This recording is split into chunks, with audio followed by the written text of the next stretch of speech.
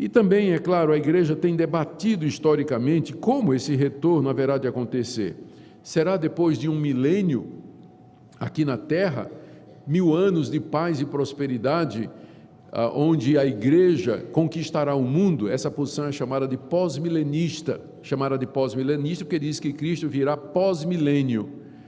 Essa posição diz que o mundo vai ser evangelizado pela igreja, o mundo todo vai se converter. Então, quando houver muita paz e muita tranquilidade, o mundo todo estiver cristianizado, Cristo vem para um mundo tranquilo, para uma igreja que o recebe de braços abertos e assim por diante. Alguns dizem que será antes do milênio, que quando Cristo, são os pré-milenistas, que quando Cristo voltar, ele vai inaugurar 1000 anos aqui nesse mundo de paz e de tranquilidade, reinando a partir de Jerusalém.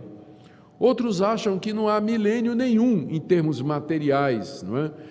Em termos físicos, 1000 anos literais, mas que o milênio se refere a um tempo indeterminado, em que Cristo reina, são chamados os amilenistas, nos quais eu me incluo. E há alguns que dizem que Cristo virá em 2 etapas, geralmente são os pré-milenistas, que Cristo virá silenciosamente para arrebatar a igreja, vem o período da grande tribulação, e depois Cristo vem em glória para começar o milênio.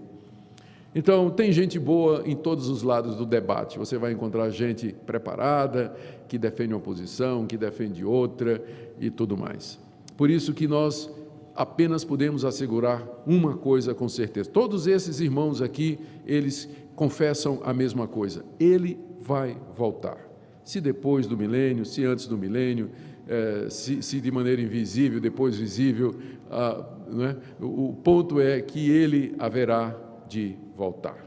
A posição da nossa igreja, Igreja Presbiteriana do Brasil, é maiormente por conta da Confissão de Fé de Westminster, ela é basicamente amilenista, ou seja, Cristo já reina e o milênio ele é de natureza espiritual no coração dos crentes e no domínio de Deus sobre todas as coisas, fazendo-as concorrer para o fim que ele já tem determinado. Mas nós recebemos com alegria, irmãos pré-milenistas também, escatologia não é motivo para que nós nos dividamos ou para que nós entremos em disputa, mas o ponto central é o dia e a hora ninguém sabe, o que a gente sabe é que ele virá em glória. Próximo slide. Diferentes interpretações, como eu disse, têm surgido, mas no geral a esperança é compartilhada por todos, por todas as gerações da cristandade. O que sabemos é o certo é que o retorno de Cristo se dará. Para nós, ao final da grande tribulação, veja que ele disse lá no texto que nós lemos, mas naqueles dias após a referida tribulação, será repentinamente, de surpresa, mais adiante desse sermão ele vai usar a metáfora do ladrão que vem de noite, um ladrão chegando de noite, na calada da noite, ele vem de maneira inesperada, ele vem de maneira não grata, ninguém deseja, então o mundo não quer, mas Cristo então virá. Virá de maneira visível, inequívoca a todos os habitantes do planeta e acompanhado de grandes manifestações catastróficas. Apesar de todos os avisos da Bíblia de que nós não sabemos o dia e a hora, os cristãos nunca desistiram de tentar descobrir. Olha aqui as datas que foram marcadas para a vinda de Cristo, mais conhecidas. No ano 500, um sacerdote romano, vivendo no século II, previu que Cristo retornaria no ano 500, com base nas dimensões da Arca de Noé. Ele fez um cálculo do tamanho da Arca de Noé e entendeu que ali Deus havia embutido o segredo da vinda de Cristo. Eu não sei que cálculo ele fez, mas eu sei que ele encontrou o ano 500 e ele marcou a vinda de Cristo para o ano 500. Essa é a primeira notícia que a gente tem de alguém que marcou uma data para a vinda de Cristo, né? Era um sacerdote que morava em Roma, e que então profetizou que Cristo voltaria no ano 500, né? Evidentemente, ele errou nas dimensões da arca, né? E, portanto, errou também na data. O maior índice de histeria que já houve a respeito da vinda de Cristo foi no ano 1000, quando então se marcou o retorno de Cristo. Durante os meses finais de 999, bens terrenos foram vendidos e dados aos pobres, enxames de peregrinos foram ao encontro do Senhor em Jerusalém, criminosos foram libertados da prisão, né? porque lembra que naquele tempo o Estado era religioso, não é? A igreja e o Estado eram uma coisa só. Então a Igreja Católica estava convencida de que Cristo viria no ano 1000, não é? Então solta prisioneiro, enfim, tudo aquilo que aconteceu. E o Senhor Jesus decepcionou todo mundo, porque não voltou no ano 1000, não é? Em seguida, o William Miller determinou que a segunda vinda iria acontecer em algum momento entre 1843 e 1844, e teve uma chuva de meteoros espetacular em 1883, que deu ao movimento um bom empurrão para frente, não é? William Miller, ele começa o movimento chamado Milleristas, de onde vem uma moça chamada Ellen White, e que interpreta a profecia de Miller, dizendo que ele não errou, mas Cristo, na verdade, veio para o santuário celeste de maneira invisível e está fazendo a investigação dos nossos pecados. E aí que surge o movimento adventista, não é? Em 1874, as testemunhas de Jeová predisseram a vinda de Jesus para aquele ano. Como não aconteceu, eles marcaram outras datas. Está aqui as datas que as testemunhas de Jeová marcaram: 1878, 1881, 1910, 1914, 1918, 1925, 1975, 1984, 1994, e eu parei de contar. Eles não descansam, né? É uma característica das testemunhas de Jeová que eles ficam marcando data para a vinda de Cristo, né? E eu não sei como é que eles justificam quando eles erram, não é?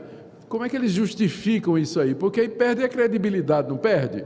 Você marca, não vem. Você marca de novo, não vem. Marca uma terceira vez, não vem. Vai marcar a quarta, peraí. Aí é brincadeira, aí já tem, mas assim mesmo eles já continuam marcando data. Eu não consegui saber qual é a próxima data aí que eles estão marcando para a vinda, mas não aprenderam a lição, continuam marcando data. Mas não é só entre as seitas, não. Quem não lembra de 1982, o alinhamento dos planetas? Lembra dessa história? Nossa, saiu filme.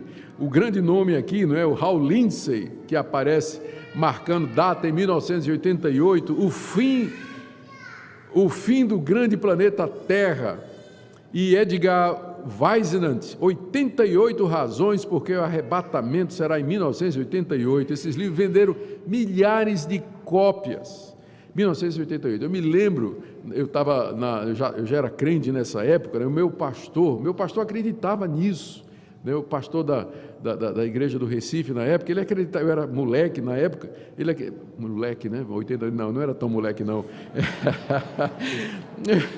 mas a gente acreditava nisso, tinha aqueles gráficos, né? Aquele telão assim, aquela ilustração com os planetas alinhados assim, e parecia que os planetas formavam uma passarela por onde Cristo vinha descendo assim de skate, né? Era uma sensação geral e Cristo decepcionou. Mas aí remarcaram para 1988 e aí veio todos aqueles livros, né? Nesse tempo que o Hal Lindsey, né? Ele ganhou fama e popularidade vendendo muitos livros a respeito disso aí, não é? O pastor John Hinkle, da Igreja de Cristo em Los Angeles, ele causou uma grande agitação quando ele anunciou que tinha recebido uma visão de Deus que o alertou para o evento apocalíptico em 9 de junho de 1994.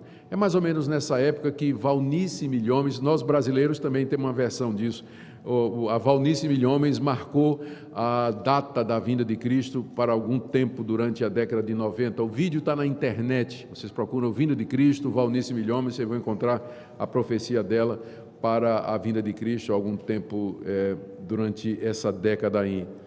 Em 2000, outra vez, todos os planetas deveriam ficar em alinhamento e faria com que a Terra sofresse terremotos, erupções vulcânicas e outras coisas diversas, muita gente marcando a vinda de Cristo para o ano 2000.